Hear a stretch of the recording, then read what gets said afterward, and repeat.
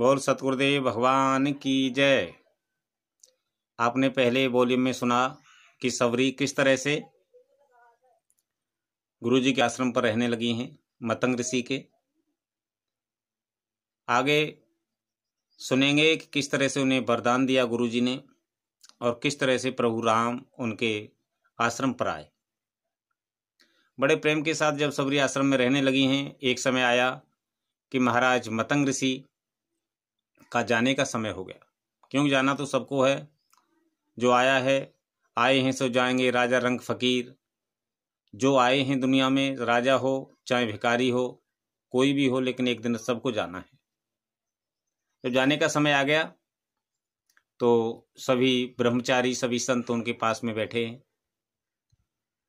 सवरी ने पूछा, गुरुदेव पिताजी कहाँ जा रहे हो? महर्षि मतंग ऋषि कहने लगे, बेटी वहां जा रहा हूं जहां सबको एक दिन जाना होता है। सवरी ने कहा, पिताजी कब लौटोगे? मतंग ऋषि ने कहा, बेटी लौटना कैसा? बोली, फिर मुझ दीनहीन का आश्रय कौन? महर्षि मतंग कहने लगे, बेटी सभी के आश्रय भगवान है। सवरी कहने लगी, गुरुदेव सबके आश्रय भगवान है, तो मैं भगवान को ढूंढने कहाँ जाऊंगी? मतंग ऋषि ने कहा, बेटी तुम्हें भगवान को ढूंढने नहीं जाना होगा, ये मेरा वरदान है। एक दिन भगवान तुम्हें अपने आप आकर के ढूंढेंगे, अगर श्रद्धा और भक्ति तुम्हारी इसी तरह से रही तो। इतना वरदान देने के बाद में महाराज मतंग ऋषि अपने शरीर को छोड़ गए, अपने धाम के लिए चले गए। सवरी ने जब गुरुजी के वचन का विश्वास किया, क्योंकि गुरु के मंत्र पर, गुरु के वचनों पर जिसे विश्वास है वही लोगों के लिए भगवान के दर्शन हो पाते। उसी दिन से सवरी रास्ता को साफ करती, ढूंढती, फूल बिछाती, कहीं मेरे प्रभु आएंगे कांटे न लग जाएं। रोज सुबह को, दोपहर को, शाम को इंतजार करती। पद्म पुराण में प्रमाण आया है कि सवरी 10,000 वर्ष तक श्री राम का इंतजार करती रही, अर्थात पूरा जीवन ही उनका प्रतीक्षा में बीत गया। एक दिन सवरी के बाईं भुजा फड़कने लगी, बायां नेत्र फड़कने लगा, तो सवरी सोचने लगी कि आज मेरे राम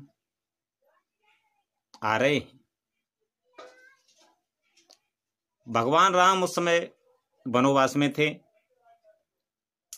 मुनियों ने स्वस्ति वाचन किया, पूजन किया, पुष्पमालाएं पहनाई। उसके बाद में श्री राम ने कहा, ऋषियों मुझे ये बताओ कि यहाँ पर हमारी एक माता रहती है जिनका नाम सवरी है।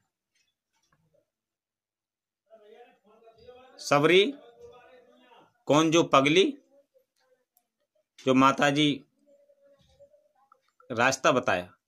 सवरी देख रही है, भगवान राम लक्ष्मण उनको देखते हुए, ढूंढते हुए आ रहे हैं। जैसे ही प्रभु को देखा सवरी ने, तो आंखों को बंद कर लिया। सोचा गुरुजी ने बताया था उसी तरह के हैं प्रभु, लेकिन उनके पास जाऊं, लेकिन नहीं, मैं बहुत कुरूप तथा मलिन हूं। कहीं प्रभु मुझे विसार न दें।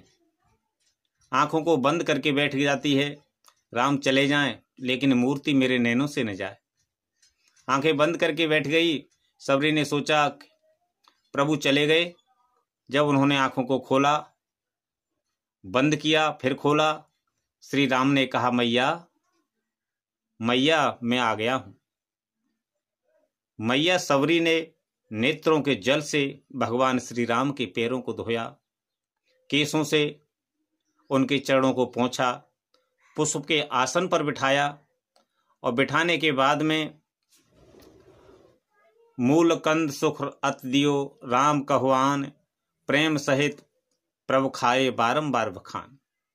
उसी समय मूल कंद मूल फल ला करके माँ सबरी ने दिए हैं। उन्हें बहुत खुशी के साथ में बारंबार बखान करके और खाए। जोगत जोग विराग जतन कहे, नहीं पावत मुनि ज्ञानी, सोगत देत गीत सबरी को। जोगति योग वियोग भगवान के भजन तपस्या से नहीं मिलती, जिन मुनियों के लिए वो गति गीत और सबरी के लिए प्रभु ने दी। आगे सुनेंगे किस तरह से नवदा भक्ति के बारे में भगवान श्री राम ने सबरी के लिए समझाया। बोल वृंदावन बिहारी लाल की जय।